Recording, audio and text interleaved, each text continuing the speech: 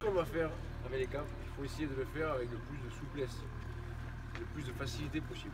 Vous avez vu comme c'est lourd? Okay. Nous, il faut qu'on ait, ça vient de l'entraînement, hein. Il faut que quand vous êtes dans les gradins, vous aviez l'impression qu'en fait c'est léger, c'est simple, c'est aérien, c'est tatata. D'accord? Il n'y a rien en force. C'est ce que moi, je pense de la tauromachie. Comme j'expliquais tout à l'heure, chacun a sa manière de voir et de l'exprimer. Et ouais, après, chacun a ses facilités ou pas. Donc, moi, ce que je veux, c'est d'arriver à voilà, la prendre vraiment comme une pince. Il n'y a rien qui soit appris en force. D'accord? Et de pouvoir. Pourquoi elle est lourde?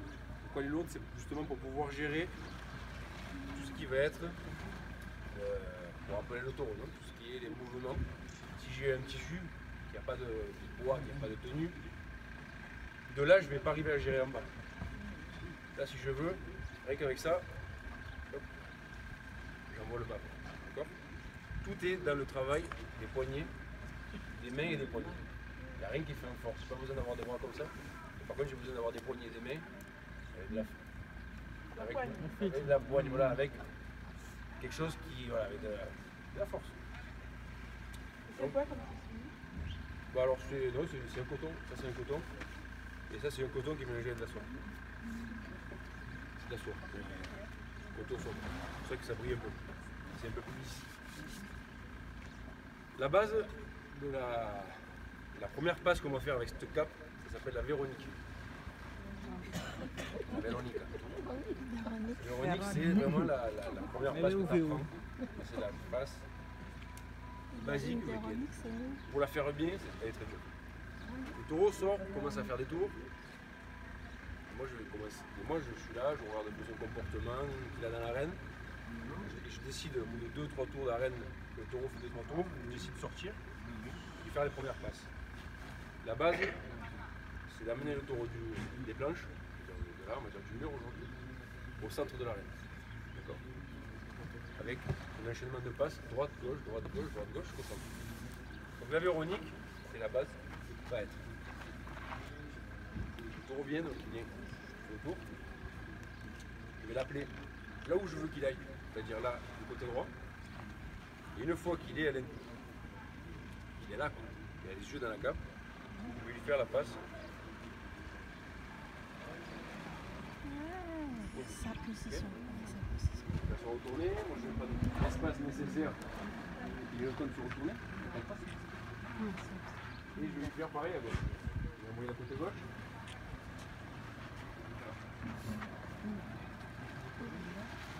Okay. Comme ça, droite à gauche. Le but, pour le faire joli, c'est de ne pas bouger. D'accord? De lui envoyer juste au bon moment pour que lui il ait le temps de voir où il faut qu'il aille.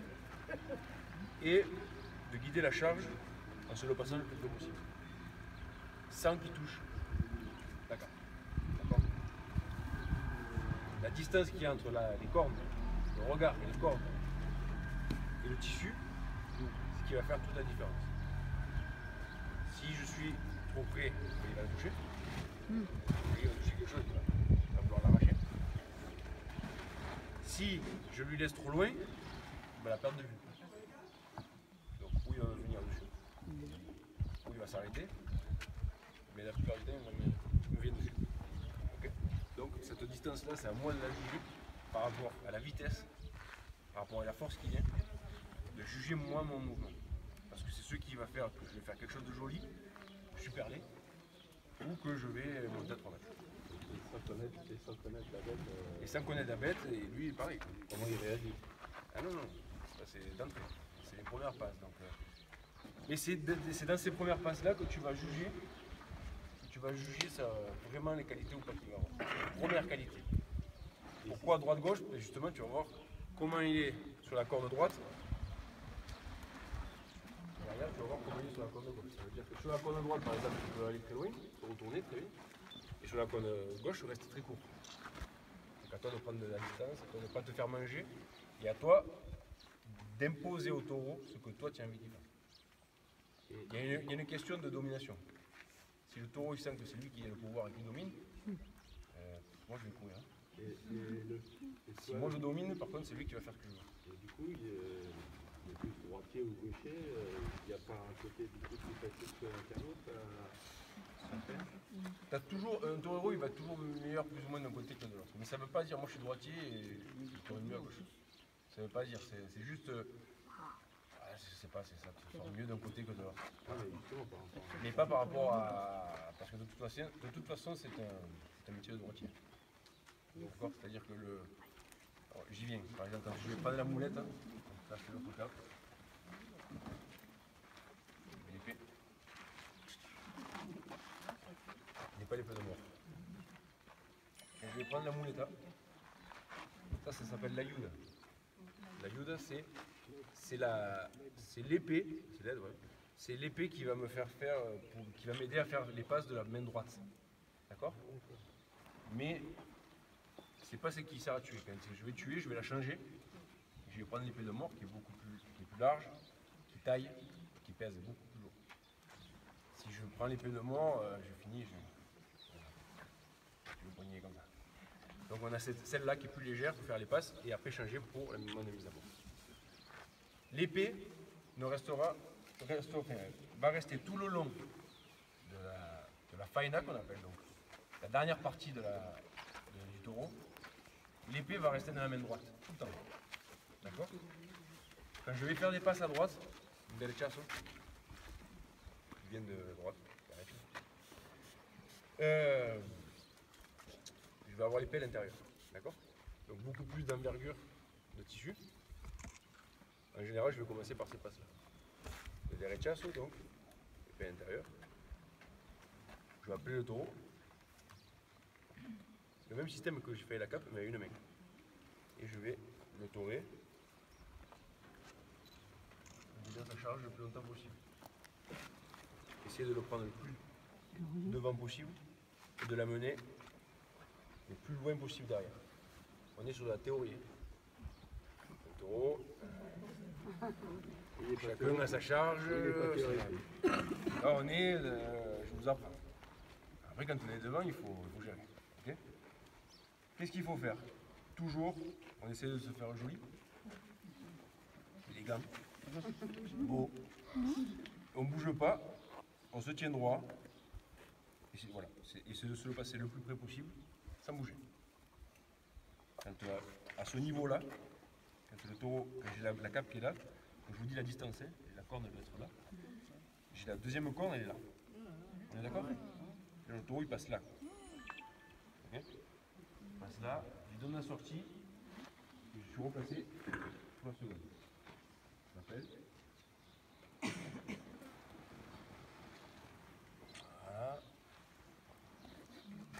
Donc je suis en train de demander à un taureau que vous avez vu, qui fait 500 kg, de baisser la tête presque au ras du sol et de lui faire une charge en rond. Je vous dis ça autour. Dur. Plus c'est dur. C'est pour ça que on apprend à imposer, on doit imposer ça au taureau. C'est pas tout le temps qu'il est d'accord.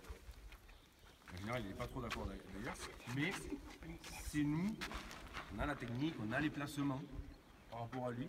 Un taureau, il a les yeux sur le côté plus ou moins. Un taureau déjà voit comme ça, il voit pas comme ça. Donc, le taureau, il voit comme ça.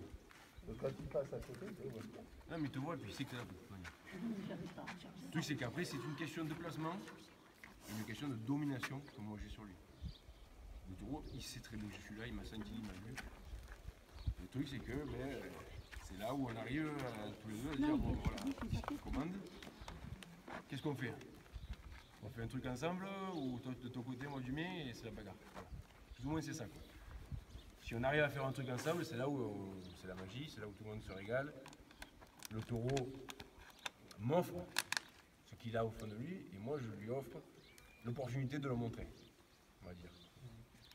Tout en sachant que s'il peut me tuer, il va le faire, hein. Il n'est pas là pour me faire des cadeaux. Hein.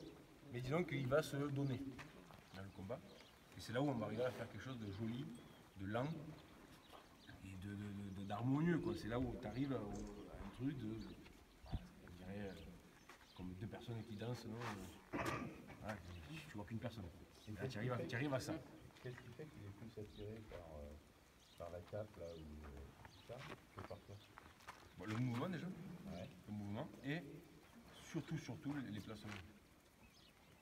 Les placements que moi je vais avoir par rapport à lui, donc c'est dans la domination. C'est-à-dire que moi je vais me mettre là, et moi je vais lui imposer aller là. Bon, mais quand il y a des accidents, c'est parce que lui il n'a pas voulu. Hein. Bah oui. Lui il n'a pas voulu aller là, il a dit ok, non, ça va, tu me l'as fait 2 fois. Ou change de technique, mec, ou tu vas rouler. Donc à toi de t'adapter. Si tu vois que d'une manière ça ne marche pas, après ça, je ne peux pas rentrer dans les détails parce que c'est des placements, nous, par rapport à son regard, c'est des placements d'angle par rapport à la cape, mais ça je le sens sur le moment. Là on va passer la journée. Et toi tu le sens vraiment dans le. Tu vois, il y a des taureaux, il va falloir que tu leur mettes la moulette très devant pour que tu sois un peu plus. Voilà, après des taureaux qui ont des charges courtes, mais tu vas moins lui avancer. Tu vois, tu vas essayer de lui toucher un peu plus l'œil contraire, c'est des trucs. Ou que tu es obligé de t'adapter, c'est pour ça que tous les combats sont intéressants parce que tous les combats sont différents. Oui. Et donc lui, pourquoi il ne vient pas sur moi, il vient sur la moulette? Encore une fois, parce que je prends le dessus sur lui. Techniquement, et lui, il le sent. Donc en fait, c'est le côté domination, en fait, c'est ça. Mais oui, sinon, tu es obligé, c'est toujours une côté de domination, parce que tu fais faire à un animal, tu fais faire un animal ce que juste il n'a pas envie de faire, et qu'il n'est pas habitué à faire. Donc quand lui, il n'a pas envie, ça arrive qu'il y a des taureaux, il fait, c'est bon, ok, tu m'as gonflé. Okay, ou alors tu voles, ou alors tu refuses le combat. Voilà. Après, bien sûr que c'est une question de domination, parce que tu fais faire vraiment ce que lui n'a pas envie. Donc à toi d'imposer ça et de le forcer à faire ça, sans que ça se voit non plus.